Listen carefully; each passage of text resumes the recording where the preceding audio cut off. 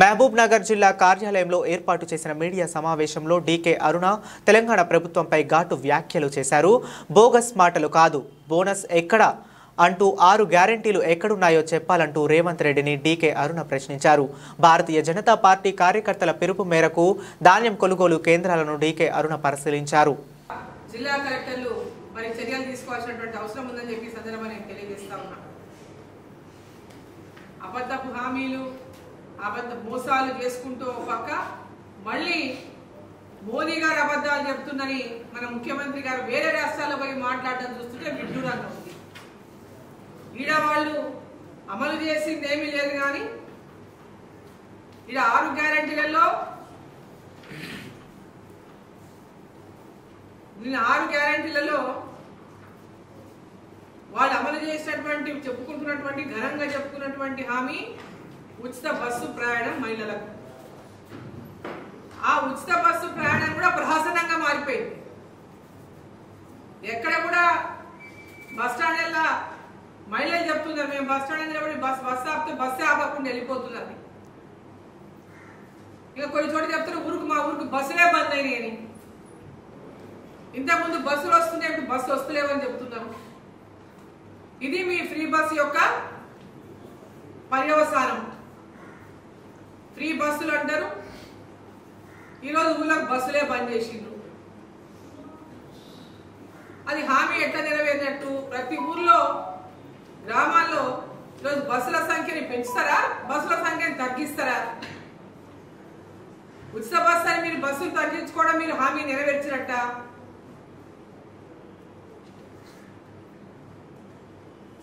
ఇంకొకటి, ఇట్లా అనేక పథకాలు, మహాలక్ష్మి అని చెప్పిండ్రు. ప్రతి గృహిణికి 2500 రూపాయలు, ప్రతి మహిళకు 2500 రూపాయలు నెల నెల ఇస్తామని చెప్పిండ్రు. ఎన్నికలకు ముందు టీపీసీసీ అధ్యక్షుడిగా ఉన్నటువంటి రేవంత్ రెడ్డి గారు వాళ్ళ జాతీయ నాయకుల సమక్షంలో. మరి మహాలక్ష్మి పథకం ఎక్కడుంది? ఎక్కడైనా ఇంతవరకు మీరు ఇచ్చిండ్రా?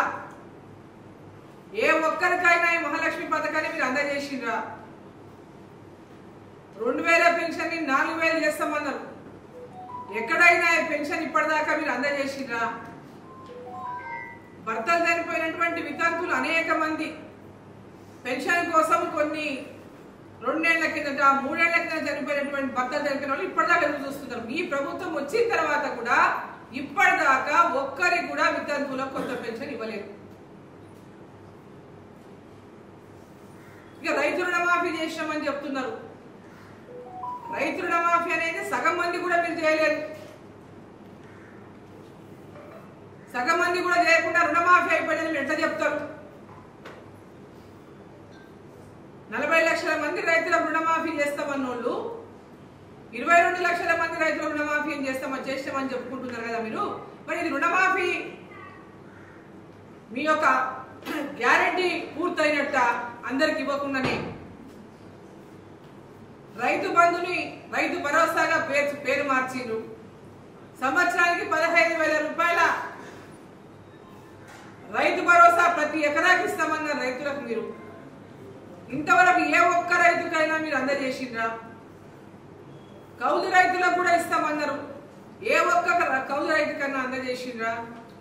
రైతు కూలీలకు 12,000 ఇస్తామన్నారు సంవత్సరానికి. ఏ ఒక్క రైతు కూలీకైనా ఇచ్చిండ్రా?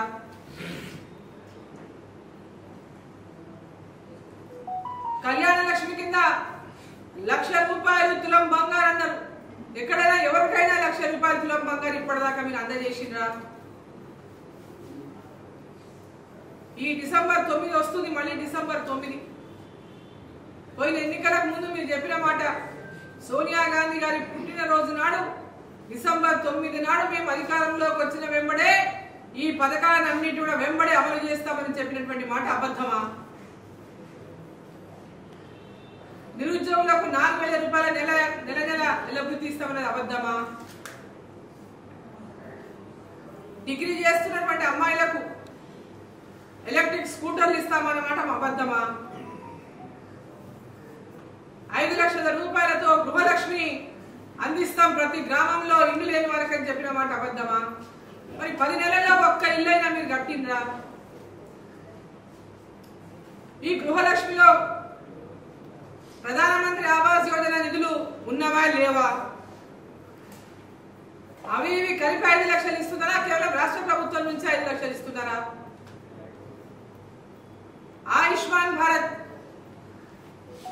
పథకం ద్వారా వచ్చే 5 లక్షలు మీ ఆరోగ్యశ్రీలో ఇంక్లూడ్ ఉన్నాయా లేదా, ప్రాజెక్టులు చేపట్టినా అక్కడి నుంచి పైకి రావడానికి టేలెంట్కు ఇవన్నీ ప్రాజెక్ట్ మన ఈ ప్రాంతం సాగునీరంచేటటువంటి అవకాశం ఉండదు, చాలా ఇబ్బందులు పడాల్సి వస్తుంది.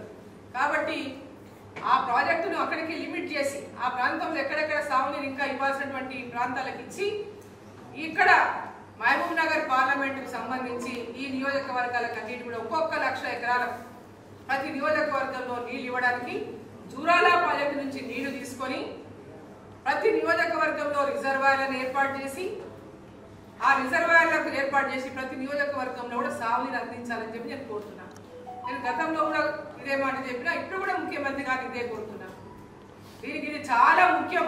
పాలమూరు జిల్లాకి సాగునీరు అందించిందంటే వాళ్ళు ఎవరు కూడా ఏ విషయంలో మన పైన ఆధారపడరు. ఇంకా విద్యా వైద్యం కనుక మెరుగైనటువంటి సేవలు అందించడానికి హాస్పిటల్స్ కానీ మంచి స్కూల్స్ కానీ కాలేజెస్ కానీ ఇవి కనుక జిల్లాలో మనం చేస్తే, వ్యవసాయం కనుక అభివృద్ధి చెందితే ప్రతి రైతు కూడా తమ పిల్లల్ని రోజు పెద్ద ఎత్తున విద్యావంతులను చేసి గ్రామీణ ప్రాంతంలో పేద పిల్లలు వాళ్ళ మంచిగా చదువుకొని ఎక్కడెక్కడికో ఉన్నతమైనటువంటి స్థానాలకు చేరుకుంటున్న పరిస్థితి మనం చూస్తున్నాం. కాబట్టి ఈ యొక్క మహబూబ్ నగర్ పార్లమెంట్లో కూడా ముఖ్యమంత్రి గారు దీని మీద ప్రత్యేకమైన దృష్టి పెట్టాలని చెప్పి మరోసారి నేను కోరుతున్నా. వాళ్ళకి వచ్చిపోయి నేను రావాల్సిన వేరే మీటింగ్ ఉండడం వల్ల నేను రాలేకపోయినా, సో కాబట్టి నేను కూడా వచ్చింది, నేను చెప్పాలనుకున్నా. యాక్చువల్గా వచ్చింది కురుమూర్తి దేవస్థానం దగ్గరనే ఆయన మాట తీసుకుందాం అనుకున్నాను, కానీ వేరే కారణాల చేత నేను రాలేకపోయినా, నేను వేరే దాంట్లో ఫిక్స్ అయిపోయినా. కాబట్టి సో నేను యాక్చువల్గా వేరే దగ్గర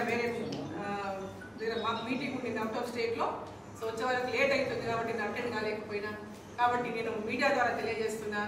తర్వాత కూడా కలుస్తాం, ఒకసారి అవసరమైనప్పుడు కూడా పోయి కలుస్తాం ముఖ్యమంత్రి గారి. పాలమూరు జిల్లాకు సంబంధించి మీరు ఈ మహబూబ్ నగర్ పార్లమెంటుకు సంబంధించి ప్రాజెక్టు రిపోర్ట్ తయారు చేయించండి. జూరాల ప్రాజెక్టులో కూడా మనం ఈరోజు పూర్తి స్థాయి నుండి నిలుపుకోవడం లేదు. మనం పూర్తి స్థాయి నీళ్లు నిలుపుకోలేనటువంటి పరిస్థితి ఉన్నది అక్కడ కూడా.